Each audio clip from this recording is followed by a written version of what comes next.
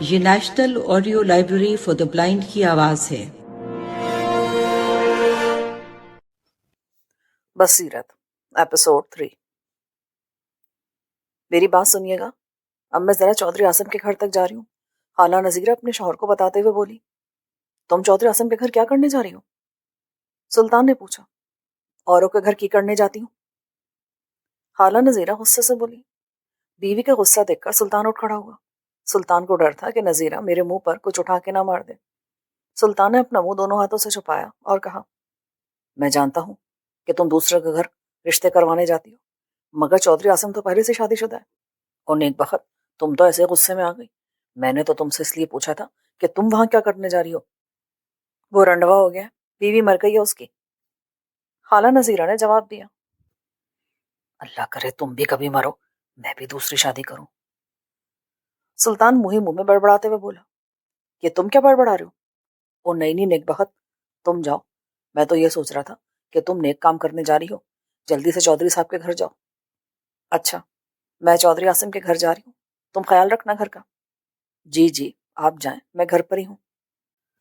نذیرہ نے ٹوپی والا برقع اوڑھا اور دروازے سے نکلتے وقت پیچھے مڑ کر سلطان کی طرف دیکھا۔ میری بات سنو، اب کیا بات یاد آ گئی؟ مجھے کچھ دیر لگ جائے گی چودھری اعظم کے گھر، تم گھر کی صفائی کر لینا، فون کر کے لکڑ والی نذیرہ سے باتیں نہ شروع کر دینا۔ میں جب بھی کہیں جاتی ہوں تمہیں تو نذیرہ سے باتیں کرنے کا موقع مل جاتا ہے۔ تم تو خواہ مجھ پہ شک کر رہی ہو، میں تمہارے سوا کسی اور عورت سے بات کر سکتا ہوں کیا؟ ہاں تم اور کسی عورت سے بات نہیں کرتے، اچھی طرح جانتی ہوں میں تمہیں۔ اچھا جا رہی ہوں میں، دروازہ بند کر لو اندر سے۔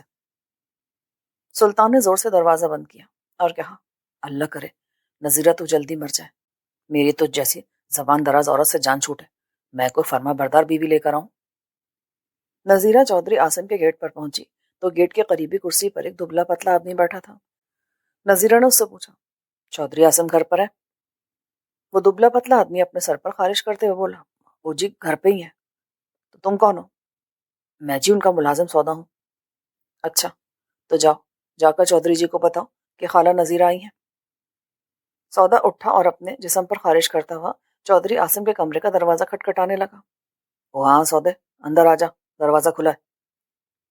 سودا اندر گیا تو چودھری اعظم اپنے صوفے پر ٹیک لگائے بیٹھے 6 سالہ بیٹی کو اپنی گود میں بٹھائے کھانا کھلا رہے تھے۔ چودھری اعظم نے سودے کی طرف دیکھا۔ ہاں سودے، کیا بات ہے؟ وہ صاحب جی ایک عورت ملنے آئی ہے، اپنا نام نذیرہ بتا رہی ہے۔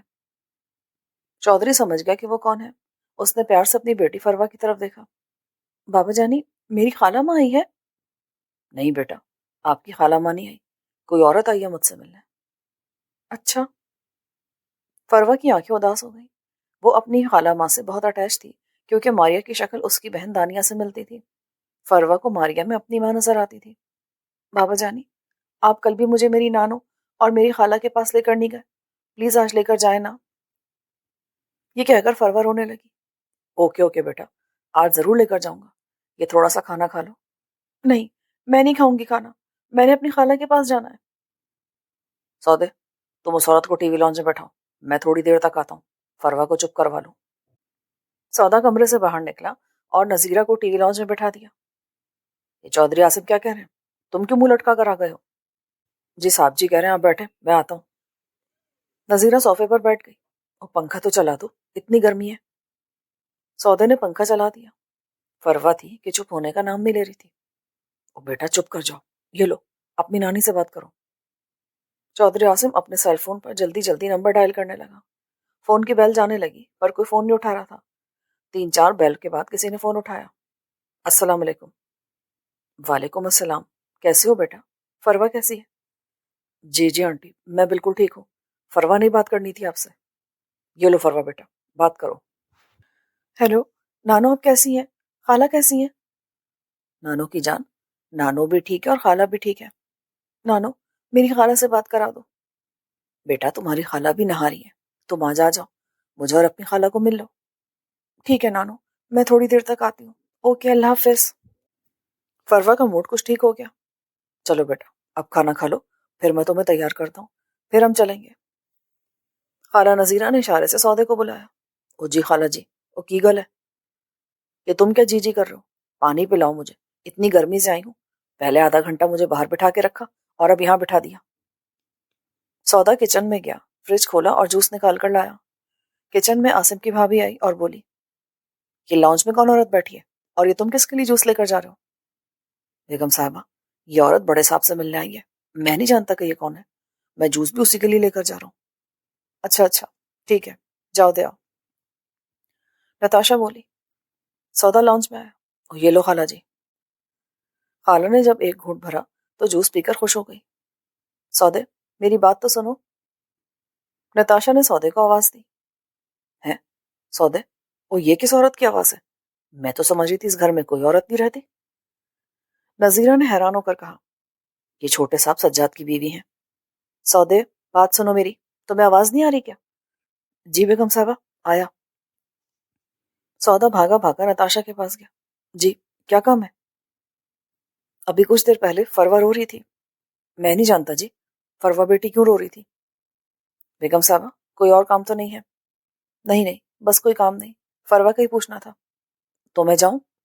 ہاں ہاں، تم ضرور جا سکتے ہو۔ سودا نتاشا کے کمرے سے نکل کر چودھری عاصم کے کمرے میں آیا۔ وہ فروا کو تیار کر رہا تھا۔ واہ، میری بیٹی اس فراک میں کتنی پیاری لگ رہی ہے۔ فروا اپنی ماں کے ڈریسنگ ٹیبل کے پاس کھڑی تھی اور اپنی ماں کے میک اپ کو بہت غور سے دیکھ رہی تھی۔ دانیہ کو اس دنیا سے گئے 6 ماہ ہو چکے تھے، مگر دانیہ کا ڈریسنگ ٹیبل ویسے ہی سجا ہوا تھا۔ فروا جب بھی تیار ہوتی تو ڈریسنگ ٹیبل کے پاس آ کے کھڑی ہو جاتی اور ڈریسنگ ٹیبل پر اپنی ماں کی چیزیں دیکھتی رہتی۔ وہاں پر دانیہ کی تصویر بھی لگی تھی۔ فروا اپنی ماں کی تصویر کو دیکھتی رہی۔ فروا، بیٹا اپنی پونیاں اپنی چچی سے کروا لو۔ بابا، آپ کو پونیاں کرنی کیوں نہیں آتی؟ بابا کی جان، پونیاں تو میں کر دوں گا، پر تمہیں بابا کی بنائی ہوئی پونیاں پسند نہیں آتی نا؟ سودا کمرے کے دروازے سے باہر باپ بیٹی کی باتیں سن رہا تھا۔ وہ ہمت کر کے بولا، میں اس عورت کو کیا جواب دوں جی؟ وہ 2 گھنٹے سے باہر آپ کا انتظار کری ہے۔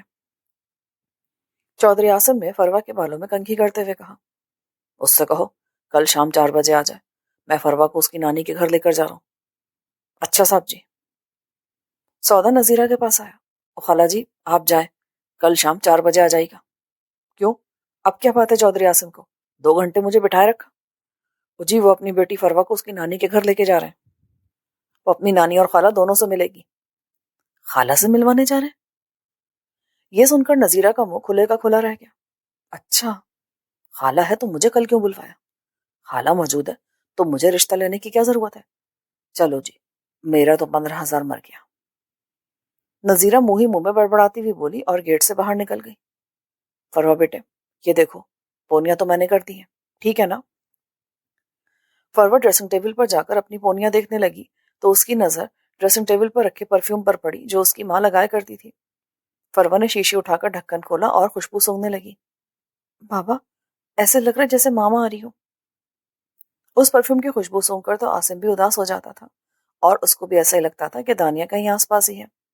عاصم نے فروا کے ہاتھ سے شیشے لی اور اپنی الماری میں رکھ کر لاک لگا دیا، کیونکہ جب بھی فروا وہ پرفیوم سونگتی تھی تو اداس ہو جاتی تھی اور الٹی سیدھی حرکتیں شروع کر دیتی تھی۔ بیٹا دیکھو تو آپ کی پونیاں کیسی لگی؟ فروا اپنی پونیاں دیکھنے لگی۔ پھر فروا نے شیشہ دیکھا اور دونوں پونیاں اتار کر پھینک دی۔ ڈریسنگ ٹیبل پر پڑا ہوا اپنے بابا کا پرفیوم دیوار پہ دے مارا تو اس کی کرچیاں فرش پر بکھر گئیں۔ وہ چیخ کر بولی، آپ کو پونیاں کرنی نہیں آتی؟ اتنے بڑے ہو گئے ہو؟ عاصم نے زور سے فروا کے چہرے پر تھپڑ مارا۔ فروا رونے لگی، ماما جی مجھے اپنے پاس بلا لو۔ نتاشا نہا کر نکلی تھی، اس نے فروا کے رونے کی آواز سنی، بالوں کو تولیہ لپیٹا اور فروا کے کمرے کی طرف بھاگی۔ نتاشا کمرے میں آئی تو اس نے دیکھا کہ فروا کھڑکی کے پاس پردے کے ساتھ لپٹ کر رو رہی تھی۔ عاصم کے کمرے کی کھڑکی باہر گارڈن کی طرف کھلتی تھی۔ نتاشا نے فروا کو اپنی گود میں اٹھایا اور کہا، میرا بچہ کیوں رو رہا ہے؟ چچی کو بتاؤ۔ چچی، پاپا نے میرے منہ پر زور سے تھپڑ مارا ہے۔ نہیں بیٹا، ایسے نہیں روتے۔ اللہ تعالیٰ آپ کی رضا ہے، کوئی ماں بچے کو ترستی ہے تو کوئی بچہ اپنی ماں کو ترستا ہے۔ نتاشا دل میں سوچنے لگی، وہ فروا کو اپنے ساتھ لگائے رو رہی تھی۔ چودھری عاصم نے جب اپنی بھابھی کو روتے دیکھا تو لان میں درخت کے نیچے آ کر بیٹھ گیا۔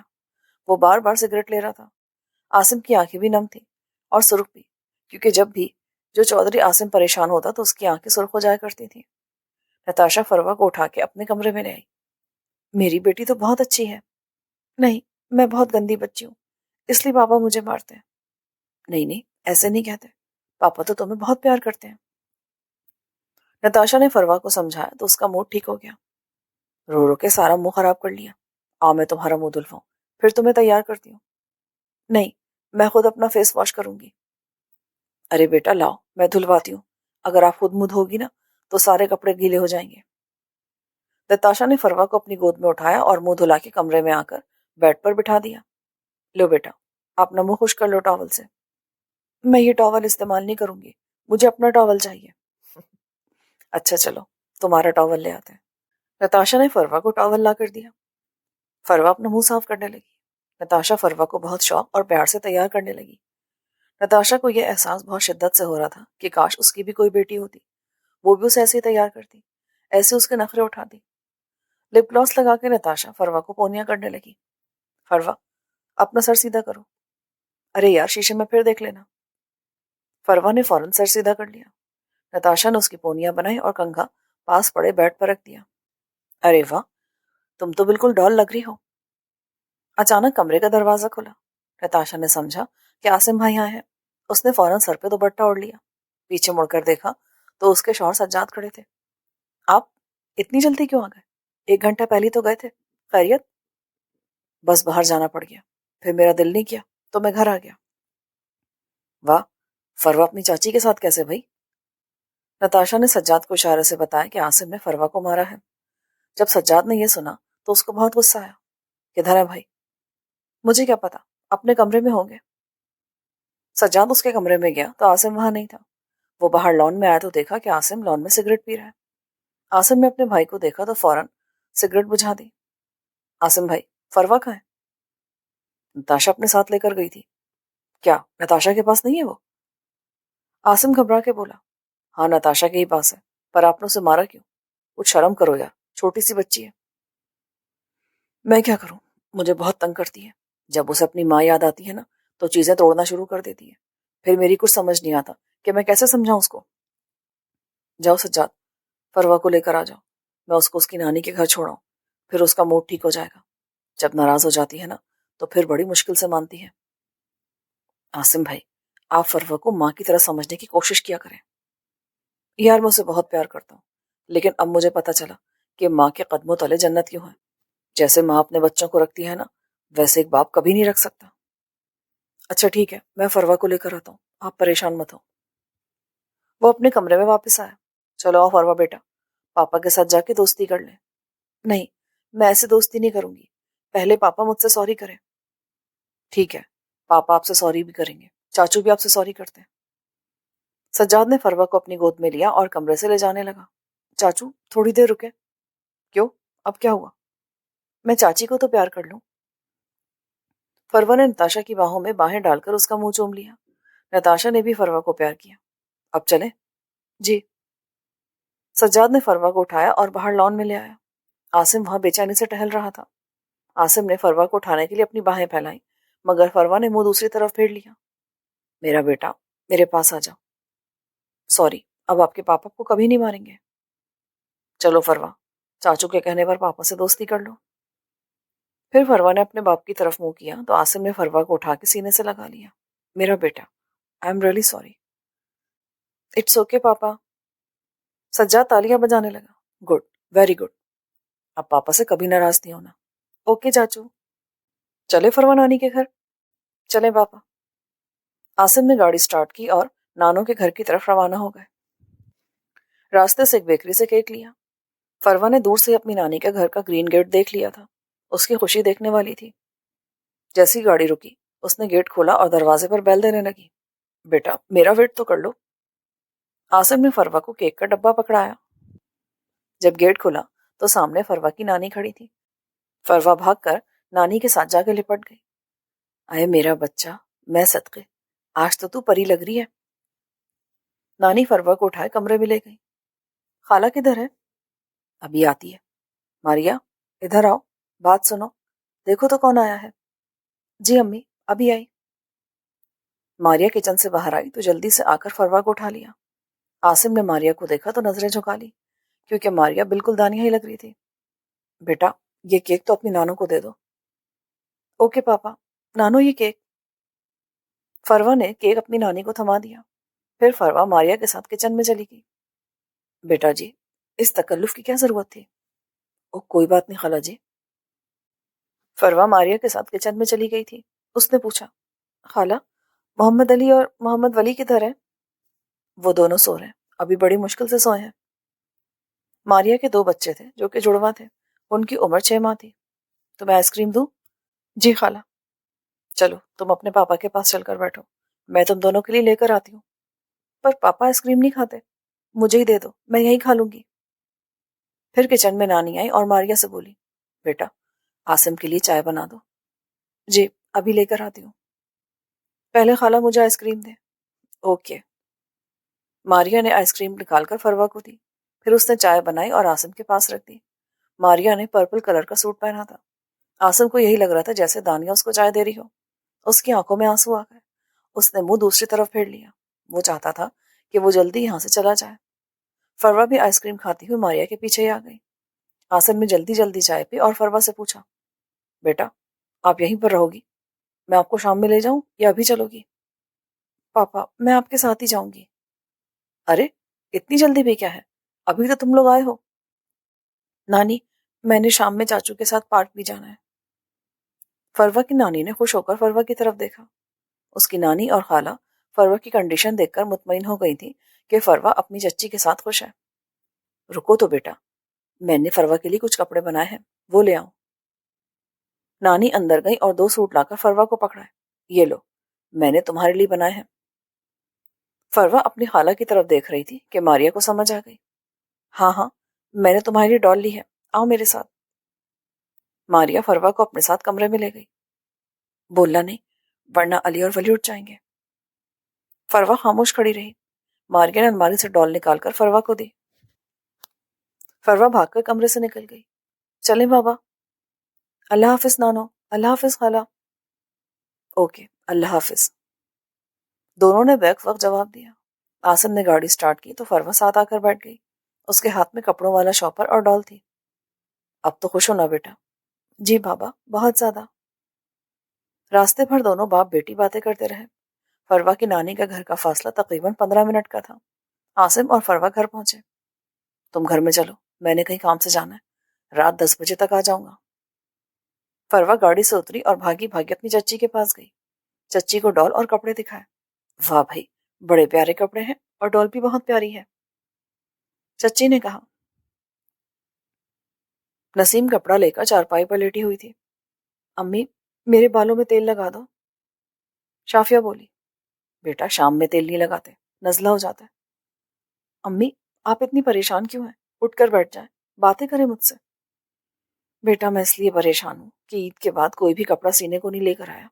اب گزارا کیسے ہوگا؟ امی ہمارے حالات کب بدلیں گے؟ جب تمہارے بھائی عدیل اور نوید جوان ہوں گے. امی ان کے جوان ہونے میں تو ابھی بہت وقت پڑا ہے، تب تک کہ ہم یوں ہی روٹی روٹی کو ترستے رہیں گے. پتہ نہیں امی، ایک خیال آتا میرے ذہن میں. نسیم چپ رہی. امی میں آپ سے کہہ رہی ہوں. ہاں ہاں بولو، کیا خیال آتا ہے؟ ایسے نہیں بتاؤں گی، اٹھ کر بیٹھے. اوفو تم تو میرے پیچھے ہی پڑ گئی ہو. نسیم اٹھ کر بیٹھی. اب بول. امی آپ مجھے سلائی سکھا دیں، ایسے گھر کا خرچہ بآسانی چلتا رہے گا. شافیہ کی باتیں سن کر نسیم کی آنکھیں بھر آئیں. بیٹا خیال تو تمہارا بہت اچھا ہے، مگر ایک اور سلائی مشین ہونی چاہیے. امی آپ سلائی مشین کی بات بابا غلام نبی کو کہیں، وہ ہمیں مشین لے کر دیں گے. آپ کو یاد نہیں بابا جی ہمیں عید پر کہہ کر گئے تھے کہ سلائی مشین لے کر دیں گے. ہاں کہتی تو تم ٹھیک ہو. چلو جاؤں گی بابا جی کے گھر. ابھی جائیں؟ نہیں بیٹا صبح جاؤں گی، بابا جی صبح صبح ہی گھر پر ہوتے ہیں. دروازے پر کسی نے دستک دی. ارے کمبا جا کر دیکھ کون آیا ہے. خالہ نذیرہ اپنے شوہر سے بولی. سلطان بولا. اچھا اچھا جاتا ہوں. سلطان اٹھا اور جوتی پہننے لگا تھا کہ پھر دستک ہوئی. ارے آتا ہوں، صبر نہیں ہوتا کیا؟ سلطان نے دروازہ کھولا تو سامنے چودھری عاصم کھڑا تھا. او جوری جی معافی چاہتا ہوں جی، دروازہ کھولنے میں دیری ہو گئی. سلطان گھبرائے ہوئے لہجے میں بولا. کوئی بات نہیں، خالہ نذیرہ سے ملنا تھا. او جی گھر پہ ہی ہے، اندر آ جائیں. سلطان کون ہے دروازے پہ؟ خود ہی باتیں کیے جا رہے ہو؟ چودھری عاصم آئے ہیں۔ اچھا اچھا، ماشاء اللہ ماشاء اللہ، انہیں بیٹھک میں بٹھاؤ، میں آتی ہوں۔ سلطان نے عاصم کو بیٹھک میں بٹھا دیا۔ نذیرہ نے اپنا کام چھوڑا اور جلدی سے بیٹھک میں آئی۔ السلام علیکم چودھری صاحب، کیسے ہیں آپ؟ وعلیکم السلام، آپ کیسی ہیں؟ سوری، میں کل آپ سے مل نہیں سکا تھا۔ خالہ آپ کل آئیں۔ ابھی چودھری نے اپنی بات مکمل بھی نہ کی تھی کہ خالہ بولی، ارے اس میں سوری کی کیا بات ہے؟ آپ کی بچی رو رہی تھی۔ ہائے ہائے، بیچاری بن ماں کی بچی ہے نا، روئے گی نہیں تو اور کیا کرے گی؟ چودھری نے خالہ کی طرف غصے سے دیکھا۔ نہیں نہیں، میرا مطلب یہ ہے کہ آپ اپنی بیٹی سے پیار جو بہت کرتے ہیں۔ خالہ کل جو میں نے آپ سے کام کہا تھا کیا بنا اس کا؟ ہاں ہاں یاد ہے مجھے، جو آپ نے کہا تھا۔ میری نظر میں ایک لڑکی ہے، 16 سال عمر ہے اس کی۔ 16؟ یہ تو بہت کم عمر لڑکی ہے۔ جی چودھری صاحب، پر آپ کو تو خوش ہونا چاہیے۔ لوگ مجھے کم عمر لڑکی ڈھونڈنے کا ہی تو بولتے ہیں، مگر خالہ میں ان لوگوں میں سے نہیں ہوں جو کم عمر لڑکی کی ڈیمانڈ کرتے ہیں۔ مجھے بچور عورت چاہیے۔ ہاں ہے، عورت سے شادی کرو گے؟ یعنی طلاقاً چاہیے؟ وہ لڑکی سمجھدار ہے، بھولی بھالی سی ہے، زیادہ عمر کی لڑکی سے شادی کرو گے نا تو وہ آپ کی بیٹی سے مقابلہ کرے گی۔ کم عمر لڑکی کو جو بھی سکھائیں گے نا وہی سیکھے گی، جہاں لگاؤ گے لگ جائے گی۔ خالہ نے اپنی باتوں سے چودھری عاصم کو مطمئن کر دیا۔ ٹھیک ہے خالہ، آپ ان لوگوں سے بات کر لیں، میں نے شادی 1 ڈیڑھ ماہ کے اندر اندر ہی کرنی ہے۔ ٹھیک ہے چودھری صاحب، میں صبح ہی ان لوگوں کے گھر جاؤں گی، پر میں 20,000 روپے لوں گی۔ ٹھیک ہے، میں آپ کو 20,000 روپے ہی دوں گا۔ چودھری صاحب آپ پریشان نہ ہو، خالہ نذیرہ ہمیشہ اچھے رشتے کرواتی ہے۔ نذیرہ نے جتنے بھی رشتے کروائے نا سب کے سب کامیاب ہیں۔ نذیرہ اپنی تعریف خود کرتے ہوئے بولی۔ پھر چودھری عاصم اٹھ کھڑا ہوا۔ اچھا جی، اب میں چلتا ہوں، آپ مجھے کل بتائیے گا کہ وہ لوگ کیا کہتے ہیں۔ ہاں ہاں ضرور بتاؤں گی، پر مجھے رکشے میں جانا پڑے گا۔ چودھری سمجھ گیا کہ خالہ کیا چاہتی ہے۔ اس نے اپنی جیب سے 500 کا نوٹ نکالا اور نذیرہ کو دیا۔ حالانکہ نسیم کا گھر نذیرہ کے گھر سے دور نہیں تھا۔ نذیرہ نے 500 کا نوٹ پکڑا اور آج سلطان کو اشارہ کیا کہ دروازہ کھول دے۔ چودھری عاصم نے اللہ حافظ کہا اور چل دیا۔ سلطان نے دروازہ بند کر کے پوچھا، وہ اپنی بیٹی کا رشتہ کر دیں گے کیا؟ کیوں نہیں کریں گے، صبح تو ہونے دو۔ سلطان گردن جھکائے باہر صحن میں جا کر بیٹھ گیا۔ بیٹا شور نہ کرو، سو جاؤ۔ نسیم نے اپنے بچوں سے کہا، میری طبیعت خراب ہے۔ امی آپ کی طبیعت سال میں 1 2 بار ہی ٹھیک ہوتی ہے۔ نوید چارپائیوں پر چھلانگیں لگاتے ہوئے بولا۔ اقبال نے نوید کو گھورا۔ نوید خاموش ہو گیا۔ ارے واہ، آج تو نذیرہ بیگم صبح سویرے اٹھ گئی۔ سلطان نے کہا، تو کیا پہلے میں 10 بجے اٹھتی تھی؟ کام کا نہ کاج کا، دشمن اناج کا، کبھی تو کوئی سمجھداری والی بات کر لیا کر۔ اپنی امی کی بات سن کر ناشتے کے دوران سب بچے ہنسنے لگے۔ کم سے کم بچوں کے سامنے تو مجھ سے تمیز سے بات کر لیا کرو۔ ابو میری عربی والی باجی بھی یہی کہتی ہے، بے چاند تمہاری ماں بہت بدتمیز اور لڑاکی ہے۔ نذیرہ کا بڑا بیٹا بولا۔ کم بخت نالائق کہیں کا، اپنے باپ پر گیا ہے۔ نذیرہ نے غصے سے کہا اور برقع پہنا۔ اچھا اچھا، میں نسیم کے گھر جا رہی ہوں، گھر کا خیال رکھنا۔ نذیرہ جب گلی کا موڑ مڑنے لگی تو گلی کے نکڑ پر منیر سبزی والا سبزی بیچ رہا تھا۔ خالہ سبزی لے لو، بالکل تازہ ہے۔ نذیرہ نے ڈنڈوں کو ہاتھ لگایا۔ ہاں سبزی تو بالکل تازہ ہے، واپسی میں یہ لوں گی، مگر ابھی میں کسی کے گھر جا رہی ہوں۔ صبح 7 بجے کا وقت تھا۔ دروازے پر دستک ہوئی۔ کون ہے؟ اندر آ جاؤ۔ نسیم بولی، امی یہ صبح صبح کون آ گیا؟ مجھے لگتا ہے کہ بابا غلام نبی آئے ہوں گے۔ شافیہ نے خوشی سے کہا، السلام علیکم۔ خالہ نے اندر آ کر نسیم سے کہا، وعلیکم السلام۔ مجھے لگتا ہے نسیم تم نے مجھے پہچانا نہیں۔ او خالہ میں نے واقعی غور سے نہیں دیکھا، آئے بیٹھے۔ خالہ نسیم کے ساتھ چارپائی پر بیٹھ گئی۔ کیا بات ہے نسیم، تیری طبیعت تو ٹھیک ہے؟ نہیں نہیں خالہ، ایسی کوئی بات نہیں، بس سر میں ہلکا سا درد ہو رہا ہے۔ ارے سوج بھی آ ہی جاتی ہے جب کسی غریب کی بیٹی جوان ہو۔ خالہ نے شافیہ کی طرف دیکھ کر کہا، خالہ چائے پئیں گی؟ جاؤ شافیہ بیٹا، خالہ کے لیے چائے لے کر آؤ۔ او نہیں نہیں، میں نے ابھی ناشتہ کیا ہے، چائے کا کپ ہی رکھ کر آ رہی ہوں، میرا اپنا گھر ہے، اگر پینی ہوتی تو کہہ دیتی۔ اقبال کمرے سے نکل کر باہر صحن میں آیا۔ جب خالہ نذیرہ نے اقبال کو دیکھا تو وہ خوش ہو گئی۔ اقبال نے اس کو سلام کیا۔ کیا حال ہے آپ کا؟ اللہ کا شکر ہے بھائی، میں ٹھیک ہوں۔ شکر ہے کہ آپ مجھے گھر پر ہی مل گئے۔ کیوں خالہ، خیریت تو ہے نا؟ ہاں ہاں خیریت ہی ہے، میں ایک ضروری کام سے آئی ہوں آپ کے پاس۔ اقبال بھی دوسری چارپائی پر بیٹھ گیا۔ بات یہ ہے کہ میں آپ کی بیٹی کا بہت اچھا رشتہ لے کر آئی ہوں۔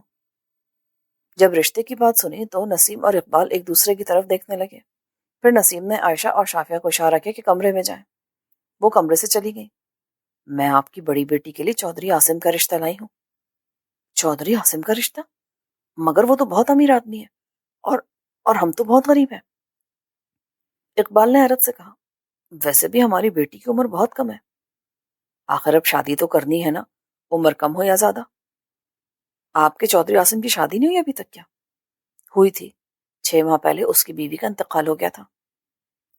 خالہ کی بات سن کر نسیم نے اپنا سر پکڑ لیا۔ کوئی بچہ بھی ہے کیا؟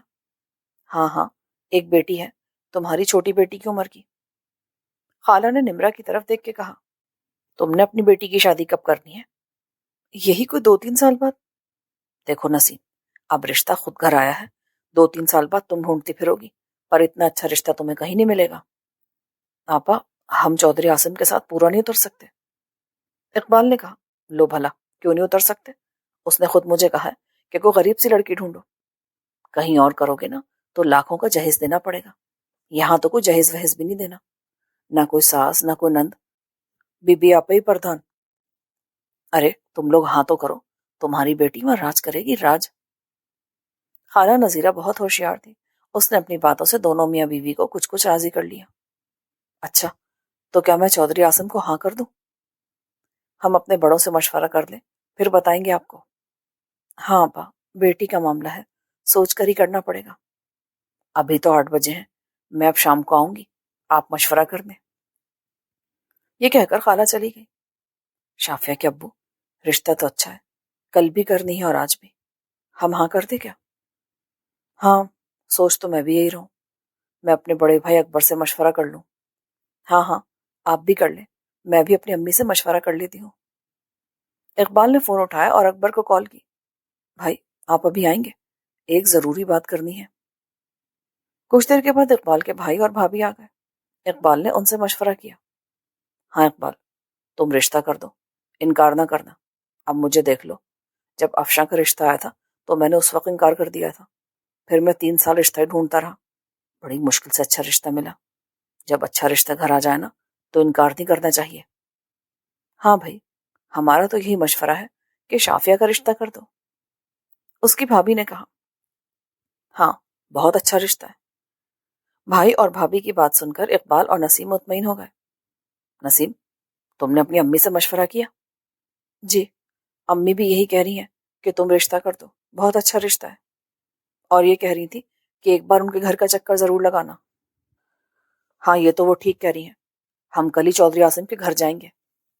نسیم، تم خالہ نذیرہ کو فون کر دو کہ چودھری عاصم کو ہاں کر دیں۔